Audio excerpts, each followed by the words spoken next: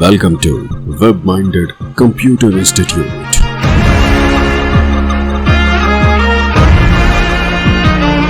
Then like, subscribe and share. Editing section में अगली command जो हमारे पास अवेलेबल है वो है फिल। आप किसी भी तरह की सीरीज फिल कर सकते हैं एक्सेल में। उदाहरण के तौर पे जैसे मैं एक नंबर इंसर्ट कर लेता हूं। अगर मैं इसको कॉर्नर से पिक करूं, देखिए पतला प्लस का निशान आ जाएगा। मैं अगर लेफ्ट क्लिक दबा के नीचे की तरफ खींचता हूं तो सेम नंबर रिपीट हो जाएगा। मान लीजिए कोई मैं दो नंबर पिक करता हूं, दोनों को सिलेक्ट करता हूं और फिर से कॉर्नर पे क्लिक करके, इसमें ध्यान दीजिएगा मैंने दो नंबरों को दोनों को सिलेक्ट किया है, फिर ड्रैग किया है तो दोनों का जो अंतर था उस अंतर के आधार पे आगे सीरीज बढ़ती चली जा रही है। इस तरह से आप इस सीरीज फिल कर सकते हैं। इसके अतिरिक्त आप मंडे, ट्यूसडे या जनवरी फरवरी की सीरीज भी बना सकते हैं। देखिए इसमें अगर मंडे फुल स्पेलिंग के साथ लिखता हूं तो उसकी सीरीज भी बना सकता हूं। इस तरह से जनवरी फरवरी की भी।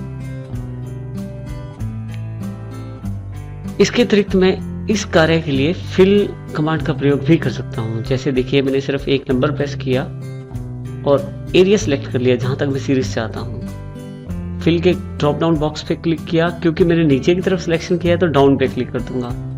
आप जिस दिशा में सिलेक्शन करते हैं उस दिशा में क्लिक कीजिएगा। जैसे मैं डाउन पे क्लिक करता हूं तो वही नंबर सारी सीरीज में आ जाएगा।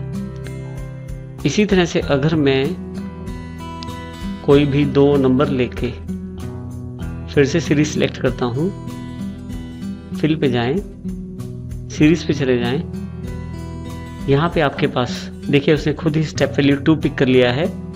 आप जैसे ओके करेंगे सीरीज आपके पास अवेलेबल हो जाएगी। इसके अतिरिक्त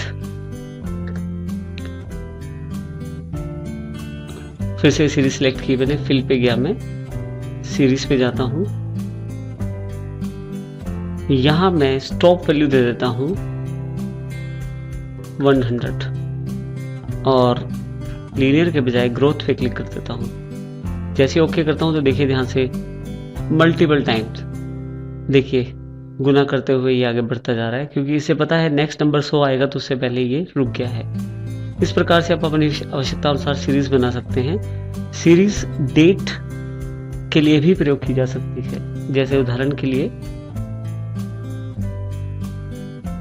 देखिए मैंने उदाहरण के लिए डेट लिख दी है। एरिया में सिलेक्ट कर लेता हूं जहां तक मुझे सीरीज चाहिए। ध्यान दें इसमें 10वां महीना है, 20 तारीख है और 2011 साल है। फिल पे जाके जैसे मैं सीरीज पे जाता हूं, मेरे पास ऑप्शन है डेट, डेट के साथ ऑप्शन है डे, वीक डे, मंथ या ईयर। आप किसको बढ़ाना चाहते हैं? मान लीजिए आप डे को बढ़ाना चाहते हैं, ओके कर दीजिए। तो देखिए डे वाला यानी कि डेट वाला सीरीज बढ़ गया है, 20 की जगह 21, 21 की जगह 22 सीरीज हो गया है। इसी तरह से मैं सेम डेट रिपीट करता हूं यहां पे और फिर से सिलेक्शन कर लेता हूं। अब की बार जब मैं फिल पे सीरीज पे जाता हूं तो वीक डे सिर्फ लेता हूं। जैसे ओके करता हूं देखिए 20, 21 के बाद 22, 23 डेट अवेलेबल नहीं हो पाई क्योंकि उसमें शनिवार और इतवार है। तो वीक डेज ये लास्ट वीकेंड डेज हैं वो कैलकुलेट नहीं कर रहा, सिर्फ वीक डेज आपको दिखा रहा है। बिल्कुल ऐसे ही 24, 25, 26, 27, 28, 29 और 30 फिर इसने नहीं दिखाया। तो इस तरह से आप अपनी सीरीज का प्रयोग कर सकते हैं इसमें। नेक्स्ट पार्ट में देखिए मैंने कुछ नंबर और कुछ डेटा मैंने लेके उसको कलर रेड कर दिया है और उसका साइज 16 यानी कि 16 कर दिया है, थोड़ा साइज उसका बढ़ा दिया है। मैं क्लियर ऑप्शन के द्वारा इसको नॉर्मल टेक्स्ट में बदल सकता हूं और इसकी फॉर्मेटिंग भी चेंज कर सकता हूं। मेरे पास काफी सारे ऑप्शन है क्लियर में। जैसे सबसे पहले ऑप्शन है क्लियर फॉर्मेट्स। अगर मैं इसका प्रयोग करता हूं तो रंग उड़ जाएगा अक्षरों का और उसका साइज भी नॉर्मल हो जाएगा। देखिए तो अगर आप किसी अक्षर से उसकी फॉर्मेटिंग हटाना चाहते हैं तो क्लियर फॉर्मेटिंग का प्रयोग कीजिए। क्लियर कंटेंट, अगर आप चाहते हैं जो टेक्स्ट लिखा है उसे हटाना है तो क्लियर कंटेंट पे क्लिक कर दीजिए, कंटेंट चला जाएगा। इसी तरह से अगर आप चाहते हैं कि फॉर्मेटिंग और कंटेंट सब कुछ चला जाए तो क्लियर ऑल कर दीजिए। ठीक है, इस प्रकार से आप क्लियर का प्रयोग कर सकते हैं। इसके अतिरिक्त आप कमेंट्स और हाइपरलिंक्स को भी यहीं से क्लियर कर सकते हैं। नेक्स्ट सेक्शन जो हमारे पास अवेलेबल है वो है सॉर्ट एंड फिल्टर के रूप में। देखिए यहाँ मैंने अपना एक बनाया हुआ टेबल सेलेक्ट किया है। टेबल सेलेक्ट करने के पश्चात सॉर्ट एंड फिल्टर पे जैसे क्लिक करूंगा मेरे पास काफ़ी सारे ऑप्शन अवेलेबल हो जाएंगे। सबसे पहला ऑप्शन है sort A to Z ascending order में। जैसे मैं इस पर क्लिक करता हूँ, अब ध्यान दीजिएगा, फर्स्ट जो मेरा कॉलम था उसमें नाम जो है वो ऑर्डर में अवेलेबल हो गए हैं। इसी तरह से मैं सॉर्ट Z to A करता हूँ तो रिवर्स ऑर्डर, यानी कि Z से A वाली साइड से नाम आपके सॉर्ट हो गए हैं, जिसे हम डिसेंडिंग ऑर्डर भी कहते हैं। आप चाहें तो किसी अन्य कॉलम को भी सॉर्ट कर सकते हैं। उसके लिए आप कस्टम सॉर्ट पे चले जाएं, किस कॉलम को सॉर्ट करना है उस पर क्लिक करें। जैसे मैं चाहता हूं मैथमेटिक्स के नंबर के अनुसार सॉर्ट करना, और ये बता दीजिए कि सॉर्ट किस प्रकार से करना है, किस ऑर्डर में करना है। मैं स्मॉलेस्ट टू लार्जेस्ट ले लेता हूं और इसे ओके कर देता हूं। देखिए अब मैथमेटिक्स के अनुसार सब चीज़ें सॉर्ट हो गई हैं। उसी के अनुसार यहाँ नाम भी बदल जाता है, उसी के अनुसार बाकी सीरीज भी इसकी बदल जाती है। इस प्रकार से सॉर्ट एंड फिल्टर का प्रयोग कर सकते हैं। इसके अतिरिक्त फिल्टर का प्रयोग करने के लिए हमारे पास सबसे पहले मैं सिलेक्ट कर लेता हूँ अपने टेबल को, सॉर्ट एंड फिल्टर पे क्लिक करूंगा। फिल्टर पे जैसे मैं क्लिक करूंगा मेरे पास कुछ ड्रॉप डाउन बॉक्सेस अवेलेबल हो जाएंगे एक्सेल में।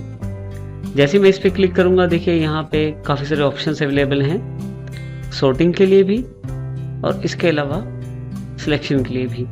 मैं यहाँ से जिस स्टूडेंट का डेटा नहीं चाहता उसको हटा सकता हूँ और जो चाहता हूँ उसे क्लिक करके ओके करके रख सकता हूँ। देखिए मेरे पास केवल वो रोल नंबर रह गया या वो नाम रह गया जो मैंने सिलेक्ट किया था। दोबारा क्लिक करके आप सिलेक्ट ऑल करके सारे वापस ला सकते हैं। इसी तरह से कोई पर्टिकुलर डेटा, जैसे मैं चाहता हूँ साइंस में किस किस के 25 नंबर हैं ये देखना, तो केवल 25 पे क्लिक करके मैं ओके कर दूंगा तो 25 वाला डेटा मेरे पास अवेलेबल हो जाएगा।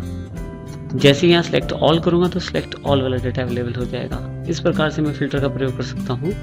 फिल्टर हटाने के लिए आपको वहीं दोबारा फिल्टर पे क्लिक करना पड़ेगा, आपका फिल्टर हट जाएगा वहां से। नेक्स्ट ऑप्शन जो हमारे पास अवेलेबल है वो है फाइंड और सिलेक्ट के रूप में। देखिए हमारे पास यहाँ काफी सारे नाम दिए गए हैं। मैं चाहता हूँ रवि नाम को ढूंढना। सबसे पहले सेल पे मैंने सिलेक्ट किया, यहाँ से फाइंड और सिलेक्ट पे जाके जैसे ही फाइंड पे क्लिक करता हूँ एक बॉक्स अवेलेबल हो जाएगा जो मेरे से पूछेगा फाइंड वर्ड, किसको ढूंढना है। यहाँ मैं रवि टाइप कर देता हूँ कि मुझे रवि नाम को ढूंढना है। यहाँ से फाइंड नेक्स्ट क्लिक कीजिए। देखिए रवि को सिलेक्ट कर लिया इसने। दोबारा जहाँ भी उसे फाइल में रवि मिलेगा, तीसरी बार फिर भी उसे जहाँ रवि मिलेगा फाइंड नेक्स्ट। इस तरह से रवि जहाँ भी है वहाँ आपको दिखा दे। आप यहाँ फाइंड ऑल क्लिक करें तो देखिए सेल के रेफरेंसेस आपको मिल जाएंगे, कौन कौन से सेल पे रवि अवेलेबल है। रवि अवेलेबल है A4 सेल पे, रवि अवेलेबल है H33 पे, रवि अवेलेबल है J106 पे। इस तरह से आप डायरेक्ट इन पे क्लिक करके भी उस पर्टिकुलर वैल्यू पे जा सकते हैं। आप चाहें तो यहाँ से रिप्लेस का प्रयोग भी कर सकते हैं। रिप्लेस में आप चाहें तो ऊपर जो वैल्यू दी है उसको नीचे वाली वैल्यू से बदल सकते हैं। फाइंड वर्ड को आप रिप्लेस विद से बदल सकते हैं।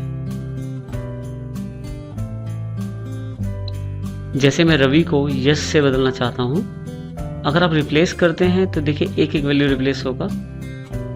अगर रिप्लेस ऑल करते हैं तो इकट्ठे जितने भी जिस जगह रवि था वहां यश लिखा आ जाएगा और ये आपको लास्ट में ये बता देगा कि इसने कितनी रिप्लेसमेंट्स की हैं। ओके करते ही फाइनली आपके पास रिप्लेसमेंट्स अवेलेबल हो जाएंगी। आप ध्यान से देखें, जहाँ जहाँ रवि था वहाँ यश अवेलेबल हो गया है। अगला ऑप्शन जो हमारे पास अवेलेबल है वो है गो टू के रूप में।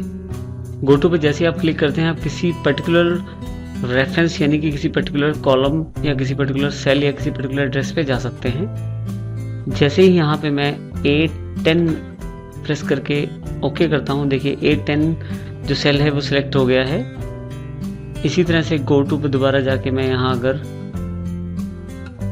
D5000 सेल सिलेक्ट करता हूँ तो जैसे ओके करता हूँ मेरे पास D5000 सिलेक्ट हो गया है।